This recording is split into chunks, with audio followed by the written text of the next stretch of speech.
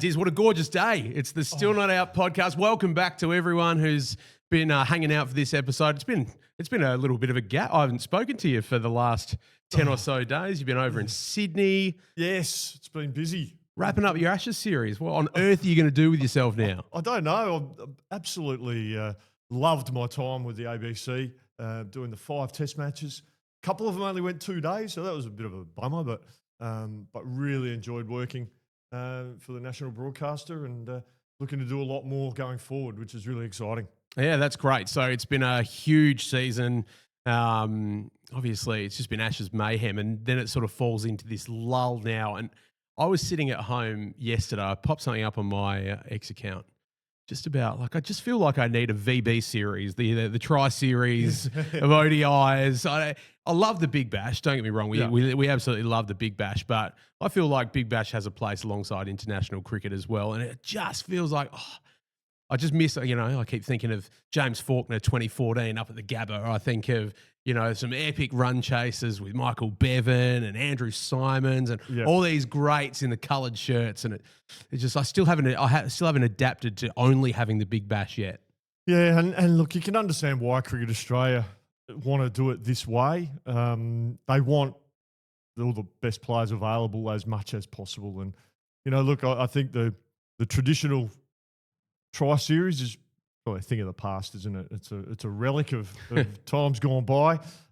We enjoyed it. I know the ratings between the two teams that didn't involve Australia probably weren't quite as high for the TV and radio as the games involving Australia. But look, I think it is a sign of the times, isn't it? And it will be interesting, Trav, if Cricket Australia do go down the path of privatisation. What that's going to do for the window of the Big Bash, because I'm guessing private investors, they're going to want to maximise it's an investment for them. So they're going to want to make their money and have a say in how it goes and when games are played.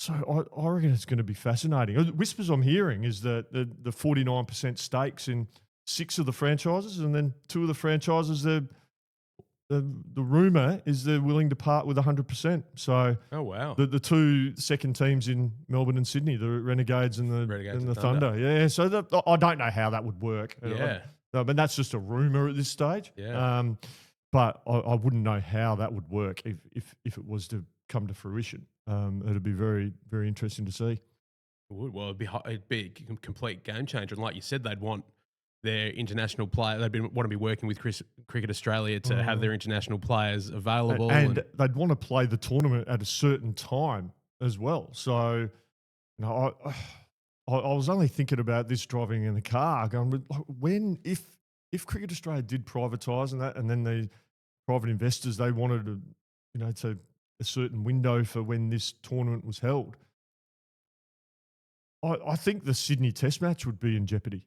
In that space, because they'd probably want a tournament to start in Adelaide on New Year's Eve and then go all the way through to the end of January. I was thinking that. I was just thinking that. And then I thought about Boxing Day because they've had a couple of really successful Boxing Days where you've had the Test match leading into those first BBL games. That's right. Like so well attended, great ratings on the telly. So you're right. You're either looking for a Boxing Day launch or a New Year's Eve launch. That's right. What a spectacle that would be. Play it through January, finals first weekend of Feb. You've got the whole school holiday period. I think they'd even want the finals before that. Yeah.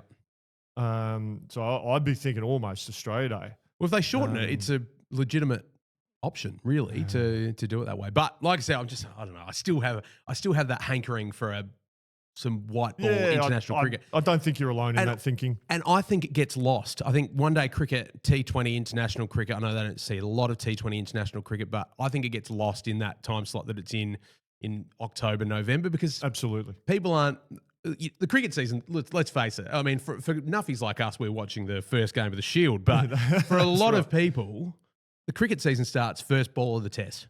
Yep, I'd agree with that. Yeah. And I think – cricket lovers, what they love is the build up to the Test matches with Shield cricket. Who's in form? Who's doing this? Who's doing that? Speculating what the team would look like, because that was quite fascinating, wasn't it? In the lead up, who would get who was going to open the batting for Australia, and who was going to get the all-rounder spot. All these sort of fascinating insights. You get that in the lead up to the Shield, and it puts a bit of a spotlight on our domestic competition, which I don't think is a bad thing. I think it's fantastic. But yeah, we do need to find appropriate windows for like ODIs, and maybe February is the ODI tour, or time. But then Australia, more often than not, are actually travelling. So I think next year they're going to India. In like end of January, I think, and then playing through like end of January and all through Feb, a 5-test series, I think, against India. So it's going to be fascinating to see how that all gets managed. It is. Now, back on the Ashes series, I wrapped that up pretty quickly, but we'll get into some detailed analysis as we do later in the show. But in terms of holistically, we can look back and reflect on 5 test matches. Where does that Ashes series for you rank among, the Ashes series gone by? My personal view is that now that it's all said and done, it fell a bit flat. I don't know about you, but I looked at some of the epic series, which are mostly in the UK because they never seem to get close here. But you look at 2023, 2019, 2005. Even 10-11, the English came out and won here 3-1, but the series was alive. Come to the Melbourne Test. So I don't know. Where do you think it ranks? Look, I understand your sentiment that I think a lot of people. I wouldn't necessarily say it fell flat. I think people felt shortchanged, and yeah, it's easy to say a couple of 2-day tests. I certainly felt a bit flat about those test matches. I absolutely loved watching Travis Head set the tone for the whole series up in Perth. That was absolutely brilliant.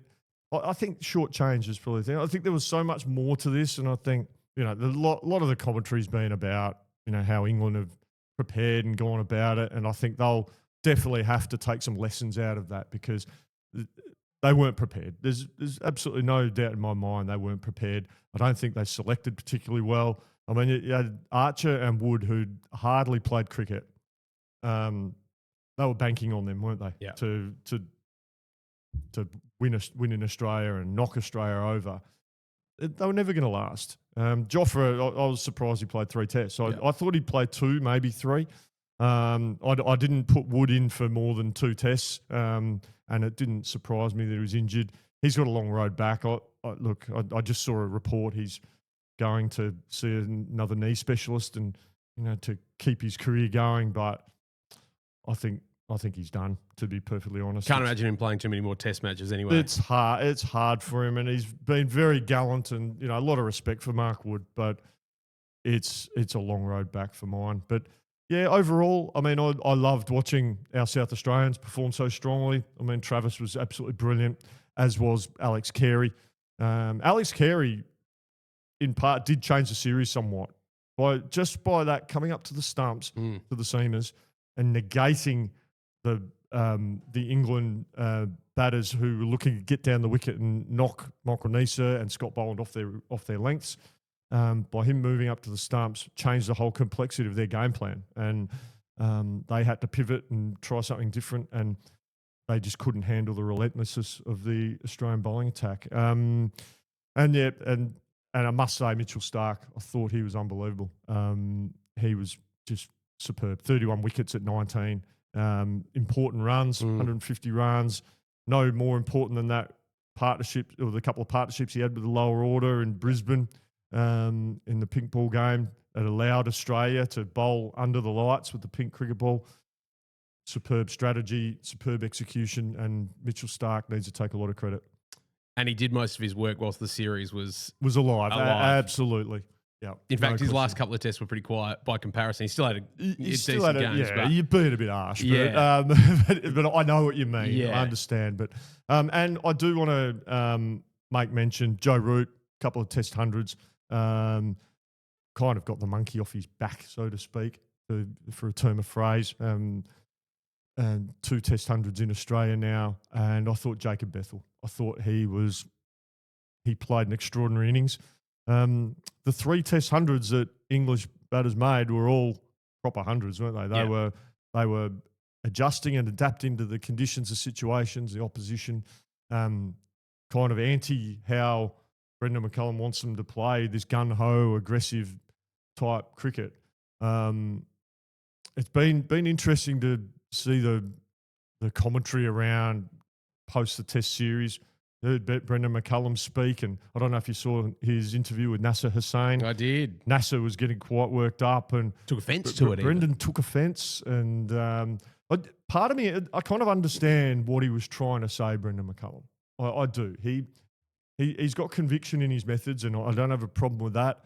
He does say that he's not against adapting, adjusting, but I'm not sure I bought that. I think he's very set in how he wants that team to play. And I think when a couple of their batters came out and played differently, I don't think he was overly happy.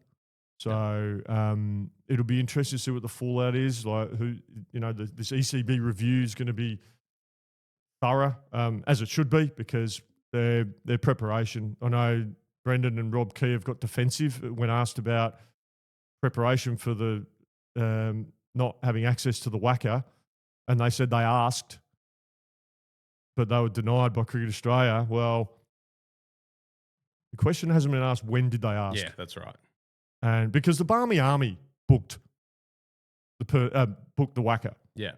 The Barmy Army got on the whacker, and yet the England cricket team couldn't get on the whacker. Yeah. I mean, I call nonsense on that, because if they wanted it, they would have got it. They would have booked it early enough, because they'd been planning for 3 years for this series. So first thing you do is book facilities. Would have thought. I mean, you have to book facility a year out in advance when you're and book nets for state teams. So I found that hard to stomach. And plus, in my previous life as a head coach in Pakistan, we played a Test series against England in Multan, and England basically told the PCB that we aren't touring unless we get to stay at this golf resort, which had just been done. It was like a 7-star. It was absolutely brilliant. The Pakistan cricket team, of which I was coach, we were shunted out to a half-finished hotel, and the gym was actually part of the foyer of the back part of the hotel. They just put a treadmill and a couple of dumbbells and a couple of benches in. That was the gym for the Pakistan cricket team. But you go over to this golf resort, and there's this state-of-the-art gym. It could have been anywhere in the world in one of the best hotels. And but yeah, England insisted on staying there. Otherwise, they wouldn't tour. So that's why I'm not buying this whole stuff about the whacker. Yeah. I'm not having it. You're not. Well, neither am I, Diz. But I did see, I think I saw something online today that there's some new agreement about the 2029 tour already in action. So they're clearly trying to at least do something whilst it's fresh in their minds. I reckon they've realised they stuffed up with the preparation and the planning. Yeah. That's what I think. I think deep down they know it. They don't want to admit it, but they stuffed it up. Yeah. It is plain and simple. It's staring everyone. It's like the nose on my face. Right? What, did they stuff it up? Oh. When this does get stuffed up, it's hard work. Yeah. But yeah, they've just got to openly acknowledge that they got the preparation badly wrong. And I also maintain that by not going to play that 2-day game with the pink ball in Canberra, and then to say the conditions weren't going to be what we're going to get in Brisbane, that doesn't wash when you go and play a warm-up game at Lilac Hill on a low, slow wicket when you're playing at Perth Stadium the next week. Absolute nonsense chat. It is. Well, I'm also glad that you brought up a golf resort, because it feels like we're in a bit of a golf resort right now. We're down here today at the Seacliff Golf Course. Yes, absolutely. And I don't know if I don't think I've told our listeners this before, but Seacliff Golf Course is actually run by a group called Blair Turf, and they do cricket pitches. Right.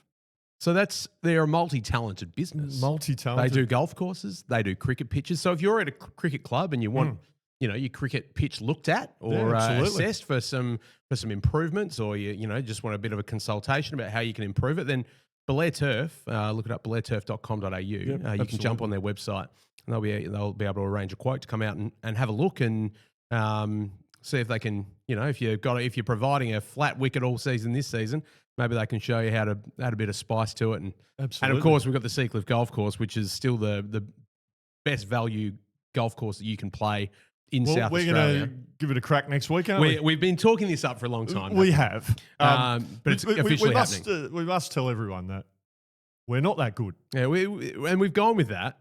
And I think I'm going to be worse because there's going to be a camera involved as well. Yeah. I just want to warn everyone. Like, there's a lot of talk about cricketers who play golf and the like, and they're all good golfers and they play off these various handicaps. Or Mitchell Starc got a hole-in-one the other day. Yeah. Travis Head nailed a 50-foot putt at Blitz Golf. Yeah. I just want to let you all know I could be the worst cricketer golfer in the history of golf. Oh, that's a big call. I've seen you almost birdie the third hole out here. Yeah, but you also saw some other stuff as well. I did see some other stuff. Like, but I was 3 off the tee pretty much every hole. There is some level of ability in there. Yeah, and if we can scrape that out of you, I can't chip. Yeah, okay. So that's why I bring out the Texas wedge and putt from about 20 metres off the green because I just can't chip. I can't for the life of me chip. I don't know. Having seen you play once, I think there's something there, Diz. Okay. Well, that's very kind of you to say. I think you're being polite. I am kind of, but also, you've seen me play as well, so you don't need to be polite there either. Now, I have been wanting to talk to you about some of your activity on X because, look, people see whether you and I are connected through this podcast, and they message me and they go, "Is Dizzy okay?" Because there's been one particular comment that has riled up a few. Right. Now, you and I, he is our man. We spoke about this particular. I'll give you the name in a second. We spoke about this guy early in the season of our podcast, and I said to you, "I love this bloke. I reckon he could still be something a bit different, and he's got something in him." And it's Gurinder Sandhu. Now, you put something up out of nowhere the other day on X, and you said Gurinder Sandhu will be the next Colin Funky Miller in the Test team, medium fast swing bowler with off spin as well. At 32 years of age, he still has time. Now, this is where I've had a few messages going, look, how's Dizzy going? Is he hacked? Is he... No. Tell us, because we love this guy. Yeah, no. So, look, it was after I was watching the game the other night and I saw him bowl his slower ball into the pitch. He'd been hit for a couple of sixes, if you remember, and then at Chris Green. And then he bowled his big slower ball that just turns and bounces and stuff. And it reminded me of what John Davison said, who's Nathan Lyon's spin coach. And he said Gurinder Sandhu could be one of the best off spinners in the country. With a bit of work, he's got the attributes. He spins it hard. He's got height. He gets drift, everything. And then it got me thinking, well, why couldn't he do a Colin Miller? Because that's how Colin Miller started. So when Colin Miller actually started bowling off spin, he actually held the ball like a seam bowler. Yeah. And then when he got the back of his load up, he then split his fingers apart and then bowl it because that's how he learnt to bowl his slower ball. And his off spinners started off just as his slower ball. And then he started to tinker with, starting with his fingers apart and then he'd just bowl it. And that's how his off spin developed. And I don't see why Gurinder Sandhu couldn't do the same down the track. Because Colin didn't start bowling off spin until he was 31, 32 as well. And yes, it's an out of the box idea and thought, but you think with the changing of the guard, there's a lot of players moving out, and if condition specific, if they wanted someone who can bowl some seam and bowl some spin, that's all I said. It could be an option. Do I think it'll happen? Unlikely. But do I even know if Gurinder wants to bowl off spin? No idea. No idea. But sometimes just thinking outside the box, and it created a bit of debate, didn't it? It's created plenty of debate. I absolutely loved it. I love the fact people think on X, they say, "Oh, is that really Dizzy?" Yeah. Just because I don't have a blue tick. I don't need a blue tick to know who I am. So it's fine. But yeah, I just thought it create a bit of discussion and debate. So no, I love it. I used to have an X account. It was called Twitter many years ago when I was coaching in the UK, and I had hundreds of thousands of followers and stuff, and I'd just tweet about cricket and stuff like that. But then I thought, when I started this podcast and got the Fast Bowling Cartel podcast as well, I thought, well, I'll set up another account and get cracking. And so it's just building up slowly, and It's good. But I can assure everyone it is me. Yeah. I think you're actually changing the game. Now, I must say this, and someone reached out to me and said how good you were with this the other day, and then I saw someone commented to you. But your interaction with fans is, I've never seen anything like it before. Yep. Where you've got someone who, is considered but genuinely a legend of the sport, and you're out there just having conversations with people, and that's what I think people are really drawn.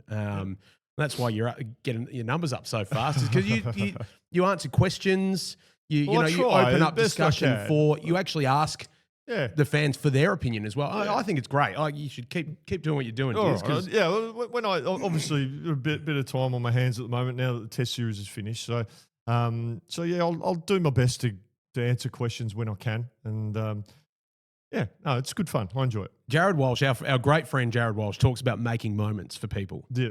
And I think that, for someone who's sat there and asked you a question on X, never expecting to hear anything back, and they all of a sudden get a notification to say, Jason Gillespie's mentioned or replied to your comment, that's a moment for them. They go, oh my God, look at that. So I get that every time you text me as well, mate, or you leave a voicemail on my phone. Give it a rest, you goose. But no, keep it up, Diz. The other one you spoke about is with the Thunder playing in playing at the Sydney Showgrounds. I wasn't bagging the Showgrounds or anything like that. Far from it. All I was saying was that it just feels to me like Sydney Thunder were created for Western Sydney, but Homebush is really close to the city. It's kind of inner city, and so it doesn't. I just pose the question. I don't know the intricacies of Sydney and what grounds they have, but was there something further west, like Parramatta or Blacktown or towards Penrith, or down in the Shire or something like that, Sutherland Shire? But I think someone responded on X to saying that Sydney siders are very territorial. Yeah. They don't leave their zones, if that makes sense. So I understand that as well. And we've had lots of replies, so we put that up on the podcast page. Yeah. We've had lots of replies saying Canberra. Nice. Canberra. Well. Canberra. That seems the logical. It does, doesn't it? But would people from Canberra prefer their own standalone team instead of, say, they rebrand it the Canberra Thunder? Would people from the ACT or from Canberra be happy with that, or would they prefer their own team with its own unique identity? I don't know. If this all this the teams get bought out, we could end up with some teams with IPL names, totally rogue teams. Yeah, and you even put up, you talk about, where you could add teams, and you talked about Adelaide being a viable option for a second team. Got a great ground. That's right. Perth have two great grounds that they could use. So there's options there if they did want to expand it, but then you also don't want to expand that player pool too much, do you? Yeah, that's the balance. You want to reward and give more opportunities to play professional cricket, I suppose, but you don't want to dilute it so much that the standard drops. Yeah. Hey, Elisa Healy, have you had many dealings with her over the years? A little bit. She's a ripper. What a legend. I mean, I've got to say, I've followed the women's game pretty closely for the last 3 or 4 years since I've been sort of around cricket. And, just seeing her interactions, up close and personally with the fans and the kids, and then an absolute highlight for me has been seeing her on Fox Cricket or Channel 7, whichever one she's on. She's on Fox. Yes, but she's done really well, unbelievable, and has the podcast with Adam Peacock and Brad Haddon as well. Willow Talk, and I just think she's a star. She isn't her cricket resume is as good as anyone in the women's game. Over nearly 200 games, I think over 200 games for the country across the 3 formats. Averages 35 in one-day cricket as a wicket keeper. That's up there with that's up there with the elite players. It was almost faultless behind the stumps. But what an outstanding career and a great person. And I just want to give a shout out for her for an outstanding career. Had a great career. It'd be a great finish for her in this multi-format games there against India. So I love the multi-format series that the women I actually do as well. Yeah, I reckon it's pretty cool because you've got to come up. I think teams have to come up with their strategies. You know, they've obviously got their predominantly long form players and they're white ball players, and create a squad to I love it. to play all the formats. So I think it's great. It's a great initiative by the administrators to go down the multi-format path. And I wonder, could that be done in the men's game? I think it could. I think it creates. I think what happens a lot of times is, you're not getting tours nowadays really where you're getting all three formats in one tour. You're getting, a team will come across for a few test matches and then they might come across and play a few ODIs and T20s a year or two later. So England are here again next year. Well, sorry, this year I should say, to play an ODI series before our test series. So you look at that and you go, well, is there an opportunity that you bring those together again? Make it that old school tour, a couple of months, and they play all their formats, and there's a points allocation. I think where you're saying that's where the stumbling block will be. A couple of months. Yeah, it's that those days are pretty much gone. Where I think you could go, it could be really beneficial for a multi-format series for, I suppose, the smaller nations, the Afghanistans, the islands. So imagine if you had either a one-off test or two tests, 3 ODIs, and a T20, or 2 T20s, right? And in the space of a few weeks or whatever. But then you could bring, I don't know, I'm just spitballing here, everyone. You could just bring in some rules, a bit like going to a World Cup where you have to name one squad. Yeah. So you name one squad. So you challenge the selectors, the coaches, to come up with one squad to play all formats. So they've got to strategize and go, okay, well, we've got our test players, one day play T20s, but we need to make one squad here for this particular 3-week series. Yeah. We've got a test match, we've got a few one days and a couple of T20s. We've got to strategize here. How can we best utilize our resources? So it'd create some discussions and debate. It'd get George Baylor and Andrew McDonald thinking, wouldn't it? It would. Coming up with a squad. That might have legs. We might need to sell that to Cricket Australia. I think we might. I'll cut this up as a video. You can put one of your thought pieces out onto your X account and see what people think. And we'd love to know what you think. So message into the pod, and if you want to get around, we could start a force behind this. Men's multi-format. Yeah, I love it. But that was starting off Elisa Healy. Great career. Great career. Our 36 is a little bit of basketball. Troy Brown Jr. going home for personal reasons. Yeah. What do you think of that? Is it because he hasn't. Probably hasn't reached the expectations. Reached the expectations that we'd like. Has he had a history of homesickness, or? I'm not sure, but he's been to a lot of clubs. So, he spent a lot of time at a lot of different clubs. So I have a feeling it was a mutual decision. Yeah. Just he was probably feeling not really contributing here. I'm probably keen to get home. The club probably feeling the same. There's a bit of a time constraint because the opportunity to get another player in. That's what I was just going to say. Right. So we've brought in John Jenkins. Right. He's played over 150 NBA games, hasn't he? Yeah, he's been at the Atlanta Hawks. He's been at a few different clubs. Nice. But he's look. So is he a wing or is he a guard? He's a shooting guard, 6'4", but he's got to hit the ground running when he gets here. So he needs to play 7 games before the end of the season. I think there's 8. Shooting guard? We've got Bryce and DJ. I know, but I suppose at 6'4", maybe there's a bit of flexibility there to play in one of those taller positions. Yeah, well, he could play a wing. Yeah. So maybe it takes a bit of the expectation off Bryce and DJ. Yeah. But will it eat into DJ's time? Well, that's what we don't want. No, we don't want that. No. We love DJ for the pitch. Yeah. So, no, I think you if you find someone who's talented, who's available, you just bring them in and make it work, right? Yeah, potentially. Yeah. But I like the idea of a role player. Like we got Cheatham, who's doing an unbelievable. Oh, my man, he's doing an awesome job. Signed a multi-year deal too. I know. Happy days. You're pumped about it. Happy days. No, they're still flying. They're still three games ahead on top. Yep. So we don't want to get ahead of ourselves. But they've placed themselves in a good spot for the playoffs, haven't they? All right, so onto the scorecard. I want to look at the Big Bash and the ladder of the Big Bash because we're still flabbergasted, Diz.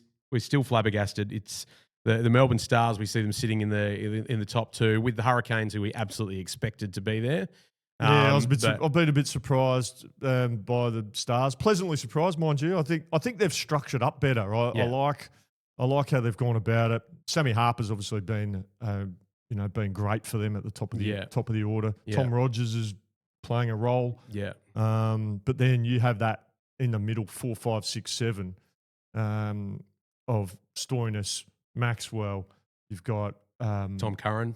Hilton Cartwright, Tom Curran. Yeah. I mean, geez, that's as powerful a middle order as you're going to get in world cricket, let alone the Big Bash. So, and their bowlers all perform roles. I think Mitch Swepson's been a massive in for them as well. Yeah.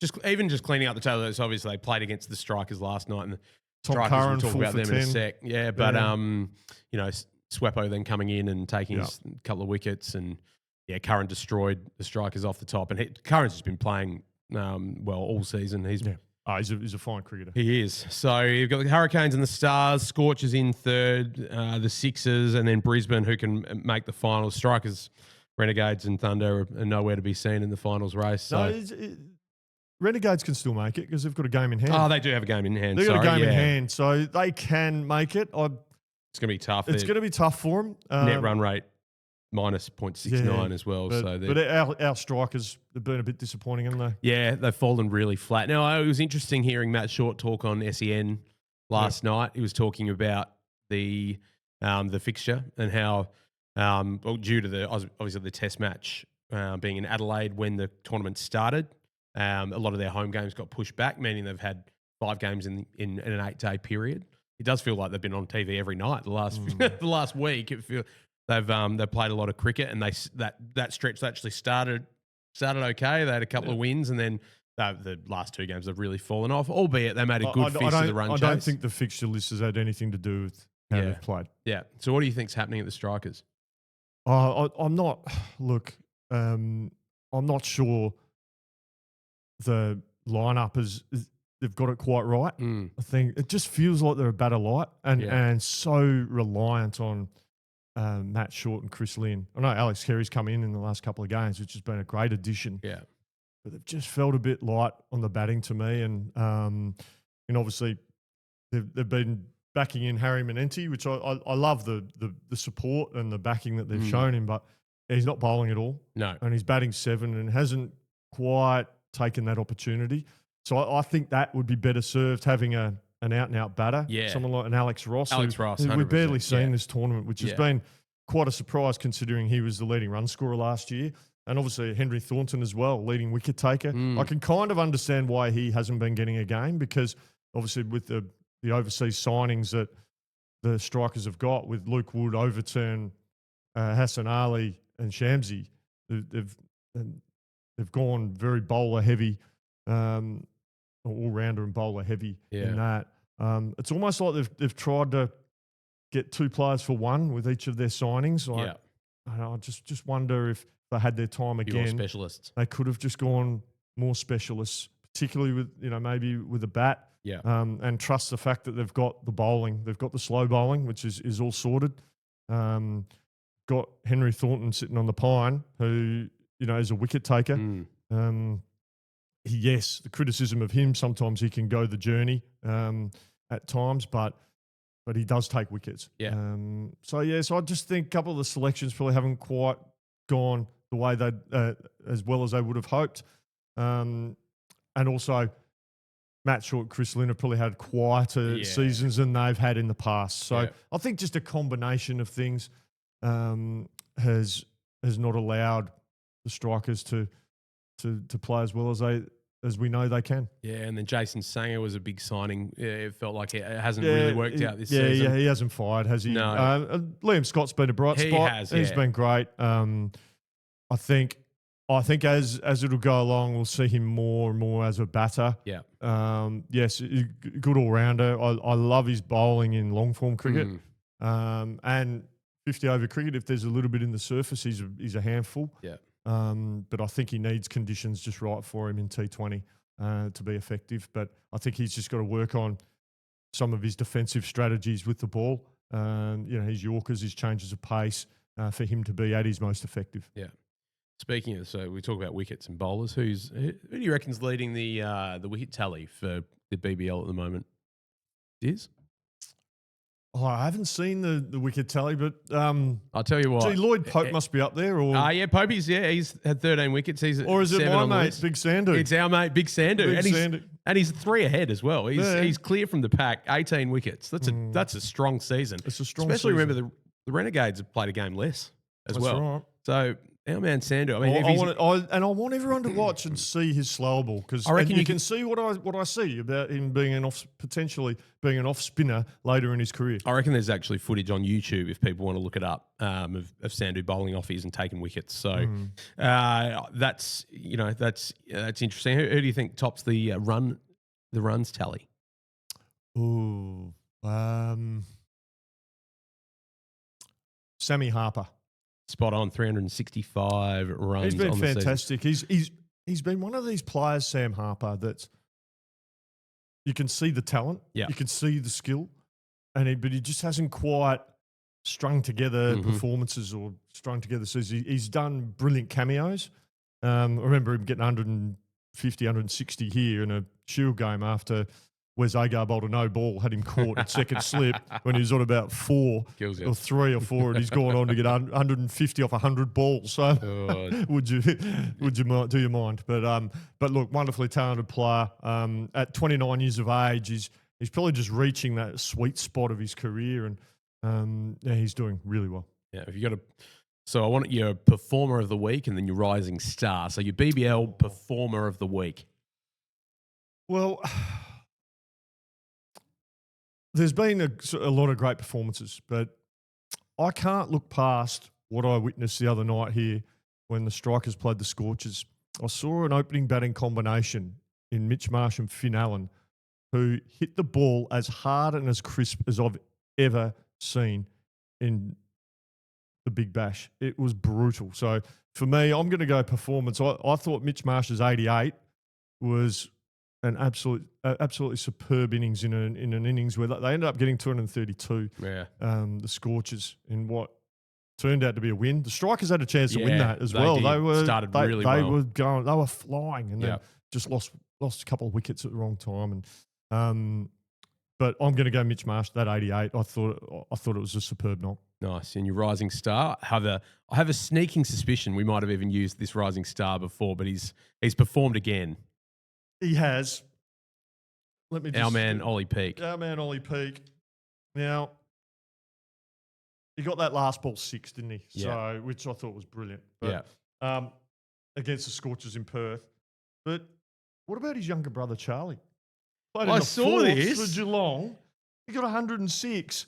So playing with his dad Clinton Peak. How'd Clinton go?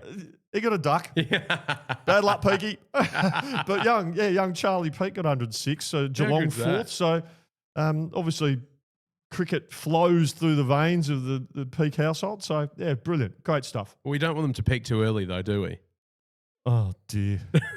Did you really say that? I did. Oh wow. I did. Hey, I thought I was the one that does dad jokes.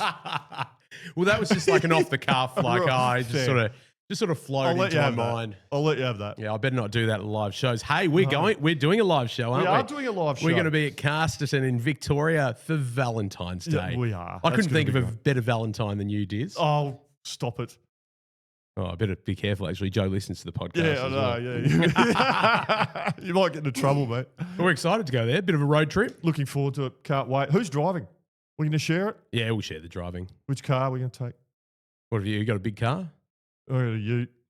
Yeah, that might be the right. win. We can take that. Yeah. All right. Sounds good. All right.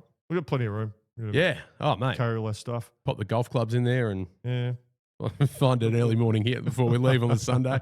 But no, can't wait to come up to Casterton, Vic. Hey, if you've got a club that's nearby, if you're listening and your club's nearby, we wouldn't mind doing a Friday night. The show that we're doing is on a Saturday night. We wouldn't mind doing a Friday night show whilst we're in the area. No, we could drive down a bit early. Yeah, we could. So if you are listening and your club is looking for a nice little fundraising event, well, hit us up, send us a message, and we'll see if we can make it work on Friday the 13th of February. So. We'll see. But it'll be good fun. It'll be our first book live show. So we're pumped about that. Yep. Now the Ashes wash up. Obviously, we've touched on a lot of it at the start, so I won't go too too far into it. But the fifth test, was it the pick of the bunch out of the 5 tests? Or Adelaide for me. Adelaide for me. I thought Adelaide was the best test match. So in order, I'm going to go Adelaide, Sydney. I'm going to go Brisbane, even though it's a pink ball test. Yeah. I'm going to give it, get it on the podium. Then I'm going to go Perth and then Melbourne. Yeah. Yeah, Melbourne was a massive letdown for me. And England won. So it's even and more England won, yeah. It was putrid. We've seen a lot in the media coming out, since I don't know how they kept it a secret the whole time, but Harry Brook obviously had a big night in New Zealand, and that only came out at the end of the tour that he'd been sanctioned for that. Obviously, they had the Noosa trip whilst they're away. We spoke about Baz McCullum taking offence to different comments about the setup around the team, but it seems like, if nothing else, there needs to be a bit of a culture shift within that setup. Yep, no question. It was obviously disappointing, and Harry Brook will learn the lesson from that. And he'll be better for it. I agree with Michael Vaughan's comments. He believed that should have been nipped in the bud, there and then. But I can kind of understand as well. They didn't want to, put the focus on that on the eve of the Ashes. So I kind of get the thinking that they, he got Stern talking to, and he'd been fined. He fined £30,000 or something. So which is a significant fine. But he'll hopefully he'll learn the lessons. Harry's a great lad. He cops a bit of criticism for the way he goes about his game, but let's defend him a little bit. He averages 55 in Test cricket. But I think where the criticism comes from, Trav, a bit, is that everyone can see he could average 70 plus. He's that good. Harry Brook is that good a player. And I think if he just finds that balance between absorbing good bowling and taking the game on, when he finds that balance, wow, he's going to be a superstar without a shadow of a doubt. He will. And speaking of superstars, I said at the start of the series that I wanted this guy in my 11 for Australia. He didn't make it to the 11 until the 5th test. But I tell you what, our man Sandhu's going to have a harder time getting in because of the way that this guy bowled with his offies. Yep. I love to see it, because and this is one of the I suppose the great parts about Sandhu off spin that we were talking about, but coming down from that height, the bounce, and if you can give it a rip, and that's exactly what happened with that dismissal of Harry Brook from Bo Webster in the second innings. But Australia needed a spinner. They were at a point where Root and Bethel were flying. Yeah. And the selectors will argue they got the selections right because they won the test match, but it was clear that a frontline spin bowler was needed on that surface. I kind of understand that the modern thinking is, if a test match is only going 3 days, what's the need to have a spinner? But if the game does go for 5 days, it doesn't matter what surface, you need a frontline spinner. And I just think it's one of those things. You've got to structure up your team for conditions. You've got to make the assumption the game could go for 5 days, so you need to make sure you structure up. Also, and this has been one of my bugbears as well, is the over rates, because part of the match regulations is that you must bowl 90 overs in a day. So regardless of the surfaces, a lot of captains are saying, "Oh, look," and I heard Steve Smith comment, "Well, our hands being forced." No, it's not. Not at all. That's the surface that you play on. Yeah. Match regulations say you've got to bowl 90 overs in a day. So structure your team to allow yourself to bowl 90 overs. If that means your spinner bowls differently in day 1 and 2 compared to day 3, 4, and 5, then that's the game. That's a test match. That's why it's called a test match. Yeah. So it tests you. It tests your strategies, your thinking, your physical, mental side of things. And you've got to be strategic. You've got to work out, right, how within the match regulations, how can we structure up our team to satisfy that criteria, which is 90 overs, and the ICC and that are so lenient with over rates. It's beyond a joke now. Let's get that right. But look, we needed a spinner. Bo was getting some twist and turn from a height, as you mentioned, fantastic. And that's why he adds so much value to this Australian side. A 71 not out, the bat. He got 3 wickets in the game. We know he's a great catcher as a fielder. He's a great fielder, but he's also a great catcher behind the wicket. He just adds a lot of value. Seems like he's a good team man as well. He just strikes me as someone who gets around the boys and, he's a very popular member of the team. Yeah. So no, the Slug's got to stay in the side now. Whether that means that Cam Green still gets a spot is no skin off my nose, but Slug stays in for mine. And for me, I think the drums are beating louder for that to happen. If Australia only go the one all-rounder option, I think the drums are beating louder for Bo Webster. And this is absolutely no disrespect to Cameron Green. We know he's a quality player. Everyone understands that. But the numbers at the end of the day add up. And if they're not adding up to performance, then a change needs to be made. And that's where I think he's potentially a little bit vulnerable in the test side right now. He'll be in and around the squad, so no drama with that. But I think Australia did miss a trick by not having a frontline spinner, and I thought that position was Cameron Green was a vulnerable one for mine. Bo Webster, have Bo Webster batting at 7 and Michael Neser at 8, Mitchell Starc 9. That's pretty strong. And then you had Boland, and you could have played the spinner and Todd Murphy. So I think Australia missed a trick, but they will argue, and quite rightly, and fair enough, that they won the Test match and with the all seam, and they used a bit of Bo and Travis, which kind of said to me they probably needed a spinner. Yeah. So anyway. Well, that leads me to this next question as well. I set you a task because it does feel like we've got a bit of stock in terms of all-rounders at the moment. There's no shortage. If Green and Webster went down, we've got guys who could come in and play the role. So I want your top 5. If you were picking a test team, who would you pick in what order? You've got one spot in the team, and if your number 1 option's down, who is going for number 2? If your number 2 option's down, who's number 3? Right down to number 5. Okay, so number 1 for me right now is Bo Webster.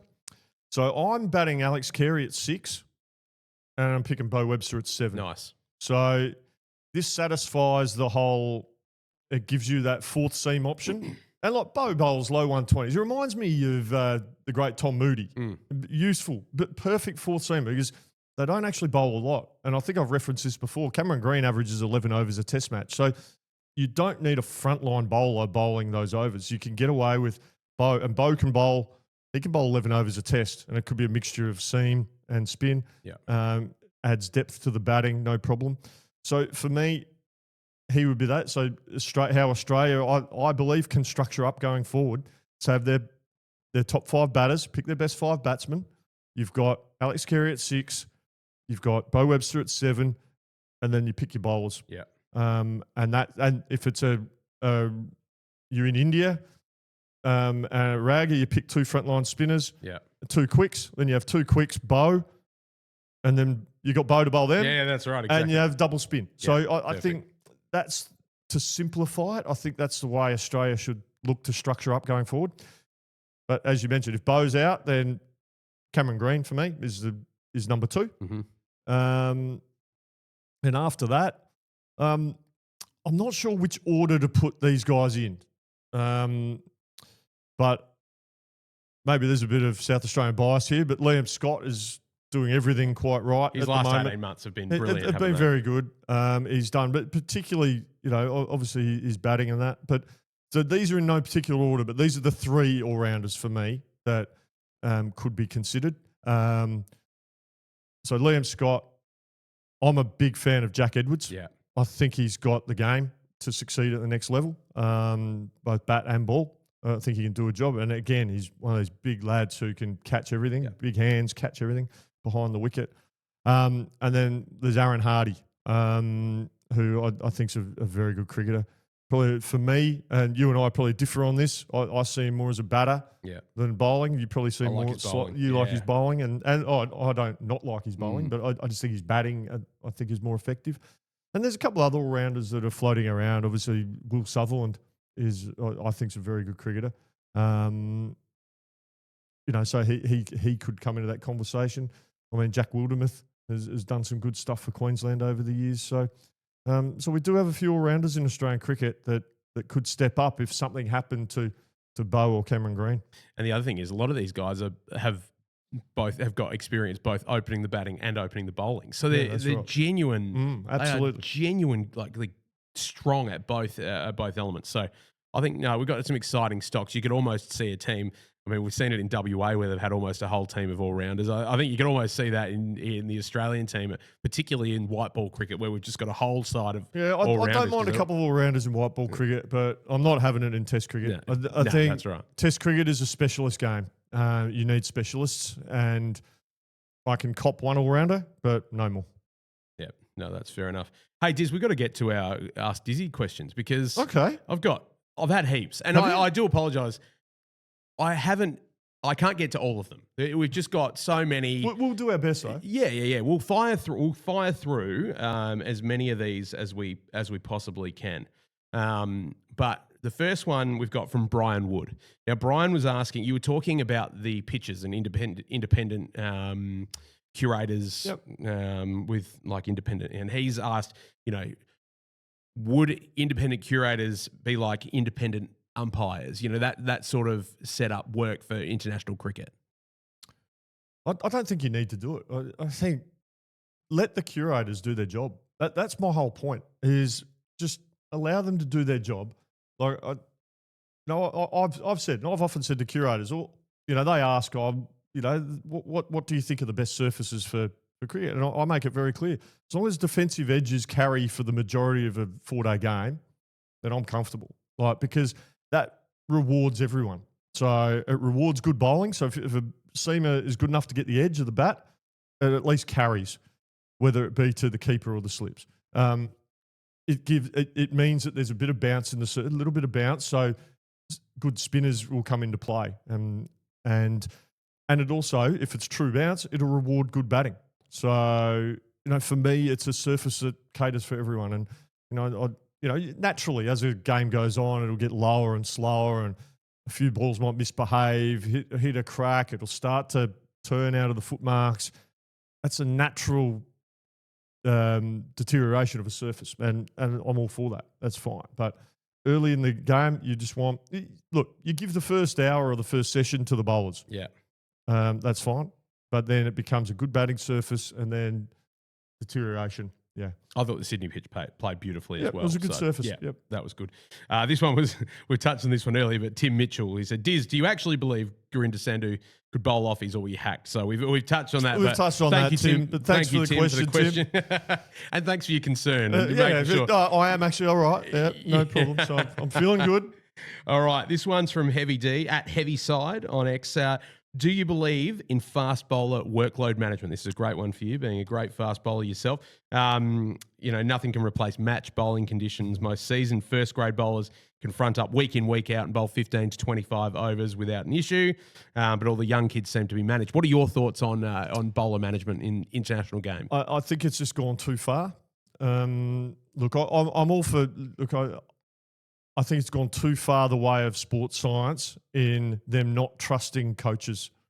So I think coaches know our players, and we know when to push them and when to pull them back a little bit. As a coach, I'm the last person that's going to want a young bowler to get hurt. But so it's about just getting back to basics, I think. I don't like it when I hear bowlers, I've got 20 balls to bowl today. And I feel like saying, well, is that your warm-up? What do you mean? If you're counting balls, you're not focusing on what you need to do. Yeah. Which is actually, okay, how am I going to work on my craft today? How am I going to get better? How am I going to I've got to practice bowling fast as well. Because if you are training, you're just bowling within yourself and being a medium pacer, all you're doing is training yourself to be a medium pacer. You actually need to identify periods where you can actually bowl and practice bowling fast. You practice your outswing with a new ball. You practice bowling with an old ball, try and get reverse swing. You practice cross seamers, all this sort of stuff. And this stuff takes time. And you don't get better by doing less. Right? But there's a balance. So I've got no problem with monitoring how much bowling bowlers are doing. but it's only a guide because some bowlers can bowl a lot more and can handle more of a workload. Others maybe not so much. And, I think just to put a blanket number for bowlers is not the right approach. And, I'm having this with my son at the moment. He's been brought up in an era where you count every ball you bowl. And so, mate, just focus on bowling. Yeah. And, you'll don't go stupid. Don't go overboard. Like, don't go and bowl for 3 hours every day. Yeah, of course you'll hurt yourself, but just be smart. Yeah. But you still got to develop your skills. So it's just finding that balance. Yeah, I like it. I hope I've answered that question. You have. I think that's a really good answer. So, Heavy D, let us know if you've enjoyed that answer. I'll let everyone know that I'll send you a little message and say, look, we've answered this question today. And if we haven't got to your question today, we'll keep it for the next episode. We'll get to them. This one's really good though. It was a bit different to anything we've spoken about. But obviously, you've been in the coaching game. And Ishita has asked on X, what are the qualities that you see that you want to see in an analyst who would work alongside you in a coaching position? Well, that's a good question. Great question. It's a really good question. Analysts do provide you information. So as a coach, I've never been bedded to data information. It's important. It's really important to get a feel. For me, an analyst, I like analysts to actually think for themselves a little bit. Like I'll ask for certain information, like A, B, C, D. But I like it if analysts are proactive and say, I've noticed this. I just thought I'd share this with you. And, because as coaches, we don't see or hear everything, and we may not look through a certain lens. So, for me, an analyst is a really important part of your support staff, someone that can maybe look through a different set of eyes that, sometimes analysts don't actually have a cricket background. So they look at the game through a different lens, and they might see things that you don't see as a cricketer or as a coach, we see things a certain way because we've been around the game so much, if that makes sense, right? So an analyst, a good analyst for me is someone that can challenge a coach as well. So hang on, but you've decided to make these decisions, but these numbers are contradicting X decision or Y decision. Just sort of put it there. So for me, just someone who can be proactive and look at the game holistically, give you the information that you need, but also ask some good questions. Have you thought about this, or have you wondered about this? And so I like that in an analyst. Nice. And lastly, I just want to acknowledge the question of Cricket Across Borders, another page on Instagram. Asked a question which we've already sort of gone over, but I just wanted to acknowledge talking about the impact of shortened tours and less tour games and how that would have affected the English side this year versus 2010-11 they played 3 tour games in the lead up. So great question. We obviously touched on that. But if you did miss it earlier in the episode and you've skipped ahead to ask Dizzy to see if you can find your question, we did actually talk about that earlier in the episode. But but a great question. Now, Diz, before we finish up today's episode, I've got a bit of a quiz for you. A quiz? All right? A quiz. Now, we may not get to the whole quiz because there's a lot, but I sat home and I love doing the Wisden quizzes. I don't know. I don't know about you, but love to just keep the brain ticking over and test myself. And there are some ripper ones. The BBC do good quizzes as well, like cricket quizzes. Yeah, sensational. Yep. So there's 37 players in the Australian men's team across all 3 formats who pulled on the green and gold or the baggy green in 2025. I want to see how many of these you can just get. In 2025? Just in 2025, 37 players. Now, I don't want to brag. In all formats? Yeah. But I got 36 of them. Did you? Yeah. Mate, I have no chance of getting 37. All right. Well, let's go. You want me to have a crack? I'm starting the timer. Okay. So here we go. Wow. You've got 5 minutes to get as many as you can. Okay. So, all right. Let's go. Matt Kuhneman. Yep. Aaron Hardy. Yep. Start with the easy ones, Diz. Go to the test. I broke it down. Weatherall. Test side. Yep. Okay. Weatherall. Yep. Bo Webster. Yep. So I've got 4. Jeez, I'm struggling. Josh Inglis. Yep. Cooper Connolly. Yep.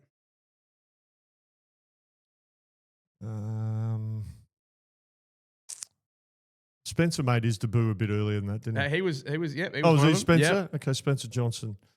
Xavier Bartlett. Yep.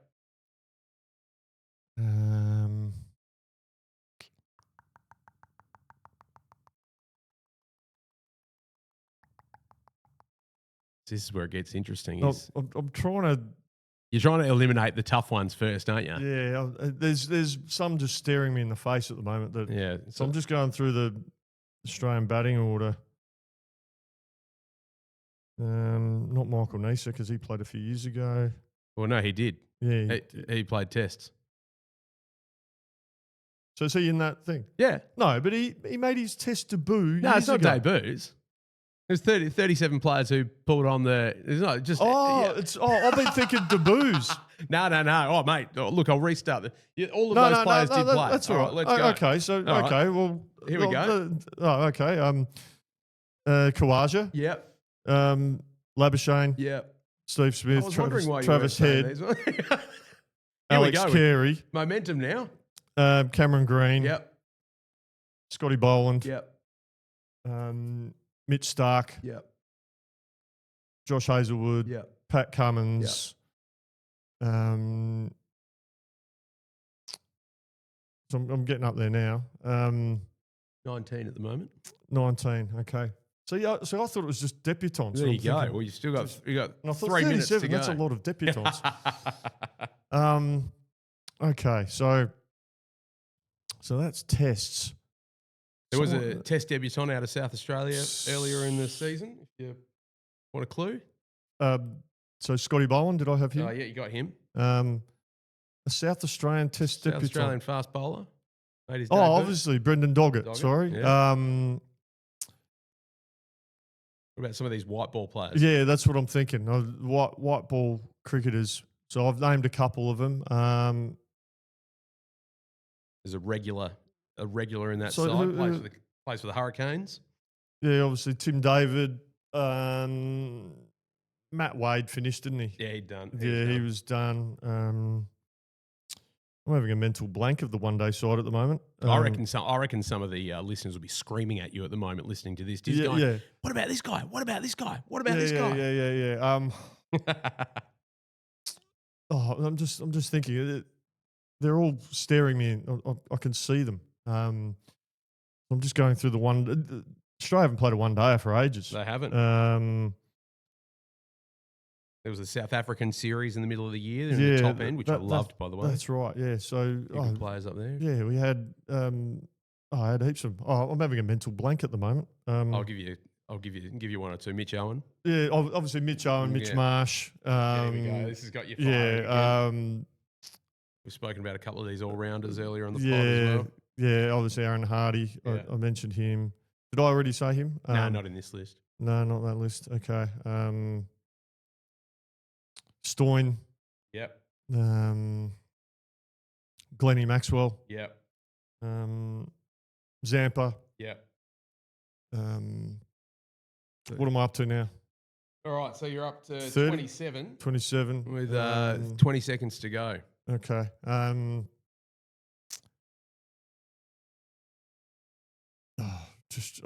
lost my train of thought.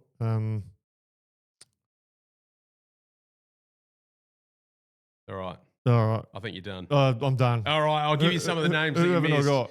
All right, so you missed out Ben Dwarshuis. Ben Dwarshuis, yeah. Nathan Ellis, I thought you. Nathan Ellis, of course. He's a regular. Jake Fraser McGurk played a few. McGurk. Where are we? I'm not actually sure if you said Travis Head or not. Yeah, I did. I said Trav. Yeah. I said that earlier. Once I realised it was that, then I just went through the test side. Yeah, Sam Constas. Sam Constas, of course. We've had So you Todd threw me Murphy. you threw me at the start I did with throw the you at the whole. start. I thought it was debutants. So I'll upgrade you to 30. Just no, it's all right. I did okay. Yeah, I you did all right. Josh Philippi played a few. yeah. Tanvir Sanger. That's the one I missed. So out of the 37, I missed you missed Tanvir. Tanvir Sanger. He played 2 ODIs. That would have been in Sri Lanka, I reckon. Yeah, I reckon. But no, there's plenty of names there. But no, that's a good fist Oh, of it. thanks, Diz. mate. No, thank you. Now we've got to finish with your dad joke. Now you were having a giggle to yourself when I you was having a were giggle saying to this one to yourself earlier. No, I brought the humour today with my Ollie Peak joke earlier in the episode, so hopefully you can keep to that kind of standard. Okay. Glasses off kind of operation, is it? So, what kind of sandals do frogs wear? What kind of sandals do frogs wear? Not Crocs. Open-toed. Well, they're basically Crocs, aren't they? I thought you'd like that. No, that's very good. That's very good. I'll give that a 6 out of 10. Oh, and just before we finish up, I'll just Yes, your shirt. I'm wearing the Helix brand shirt with. Sure, I'll stand up. Go on. You wore this one the other day. I did, and then you didn't pass on the memo that this is what we're wearing today. Yeah, sorry about that. This is the shirt this is a shirt we got made up. Obviously, Marcus McGregor Cassidy did the Indigenous designs on the front. Yeah. It's got all the stats on the back. So these, I mean, you remember the Travis Head shirt that we got made up, which is unbelievable. Selling, like doing really well. A lot of people want them. And that. Yeah. So, you just go to helixsportswear.com.au and click on novelty shirts, cricket novelty shirts, and you can get yourself either a Travis Head shirt, you get the Dizzy shirt, the Carl Hooper shirt, and obviously this one as well. Well, we did actually have a couple of people message the page as well to say that they're keen. So I'll message them back and say, we're gonna take one of these down to Casterton. Yeah, nice. To the cricket club in there, and we're gonna we'll probably auction that off. Yeah, that sounds good. So and you and I will sign it. Yeah. We might need to get a shirt with your head and my head on it. Yeah. Still not out shirts. The Still Not Out pod That's shirt. it. What do you reckon? I think so. Yeah. Well, it sounds good to me. I'll wear it every day. That'll be the problem. Beautiful. So Won't go get to a wash. helixsportswear.com.au. Nice. And get yourself a novelty shirt. Perfect. Well, mate, that's all we got time for today, but it's been a cracking episode. Plenty to cover off on. Hey, if you're enjoying the show, please make sure you pop a review on the site. As I think it only lets 5-star reviews in, but pop one down on Spotify or on Apple Podcasts. If you're watching on YouTube, pop a comment, a like. It just helps us grow the podcast. Our following numbers have doubled since you've been busy on X in the last in the last couple of weeks, Diz. So it's been we're at the end of the Ashes summer, but we're only halfway through the podcast season, and we've got plenty of domestic cricket to cover off on. We've got the T20 World Cup to cover off. There's just so much. Like, cricket never stops these days. So we're still going to be sticking around. We're not going anywhere. If you want us out for a live show at your club, just reach out. We'd love to come and get involved in the community, especially now that the great man's got a bit of spare time on his hands after the Ashes series, and we're having an absolute ball. So thank you for being involved. We love your work. Still Not Out Pod. Make sure you give us a subscribe and share it with your friends as well. So, Diz, you have a great one, mate, and we'll see you on the golf course next week. Yes, mate. See you then.